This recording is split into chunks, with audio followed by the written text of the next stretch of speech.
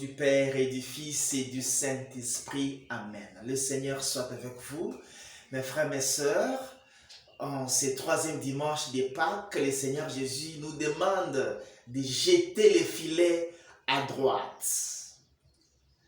Dans la première lecture tirée du livre des Actes et des Apôtres, au chapitre 5, versets 27 à 32, puis versets 40 et 41, les apôtres devant le grand conseil.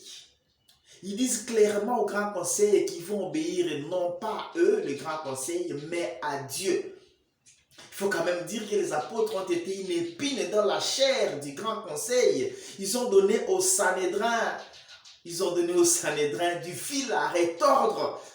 Apparemment, les grands conseils ne les comprenaient plus. Plus ils interdisent de citer le nom de Jésus, de l'enseigner, plus les apôtres l'enseignent, et même dans les temples. Cette têtitesse et ce courage de foi, nous en avons besoin aussi aujourd'hui. Nous qui cédons facilement devant les grimaces de ce monde, nous régnons Jésus, nous évitons d'être chrétiens partout parce que nous avons peur des hommes. Les apôtres nous montrent qu'il ne faut pas avoir peur des hommes parce que notre vie vient de Dieu. Il ne faut pas taire la vérité par peur des hommes.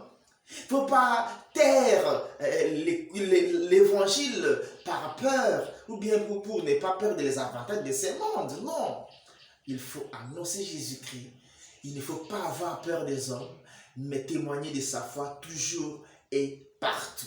Pourquoi? Parce que c'est Jésus lui-même qui mérite honneur, gloire et louange. Comme dit Jean dans la deuxième lecture tirée de l'Apocalypse, au chapitre 5, versets 11 à 14. C'est l'agneau immolé qui est digne de recevoir honneur, puissance et gloire. Et donc c'est lui-même qui est d'abord digne de respect et d'obéissance plutôt que les hommes. Il a l'honneur qui dépasse tous les honneurs de ce monde. Et dans la lecture de l'évangile, tirée de Jean 21, 1 à 19, c'est la pêche miraculeuse. Les apôtres, ils sont un peu déçus de tout ce qui s'est passé. Alors ils reviennent chacun dans leur métier, de leur case du départ, leur métier d'avant, les pêcheurs de poissons. Ils vont à la pêche la nuit. Et le Seigneur leur apparaît la journée. Ils choisissent d'aller à la pêche sans le Seigneur. C'est seulement quand le Seigneur arrive qu'ils commencent maintenant à pêcher, à prendre des poissons. Nous avons des enseignements. D'abord, partir sans le Seigneur. Tout ce que nous entreprenons en dehors de Jésus-Christ, ça ne peut pas aboutir. Ça ne donnera pas de fruits escomptés. Même si ça donne un certain succès, c'est toujours éphémère pour retomber dans l'échec. Ils sont partis sans Jésus, ils ne pouvaient pas pêcher. Ils sont partis la nuit, ils ne pouvaient pas pêcher. Mais rappelons-nous que quand Judas est sorti, il faisait nuit. Les signes, les symboles du mal, la nuit, sont allés pour pêcher la nuit, ils n'ont rien trouvé. Et quand le Seigneur arrive, Pierre était nu. Il met l'habit et il tombe encore dans la mer. Ça nous rappelle ici les livres de la Genèse, la chute. Quand l'homme a péché, il était nu, il s'est couvert de quelque chose, il est allé en dehors du Seigneur.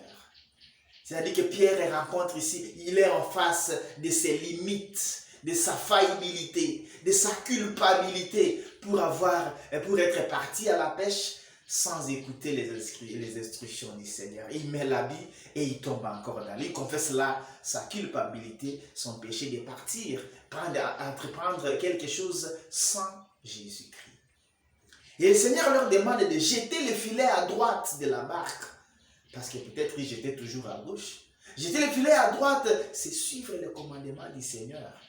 Ils ont jeté à droite, ils ont réussi, ils ont écouté ce que Jésus a dit, ils ont péché. Jeter le filet à droite, c'est écouter le Seigneur. Avant d'entreprendre quelque chose, écouter le Seigneur.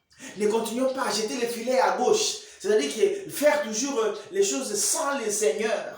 Pécher sans le Seigneur, entreprendre sans le Seigneur, que le Seigneur nous aide à l'écouter, qu'il nous aide à jeter le filet à droite pour que notre entreprise, nos projets puissent réussir. Que Dieu Tout-Puissant vous bénisse et vous garde.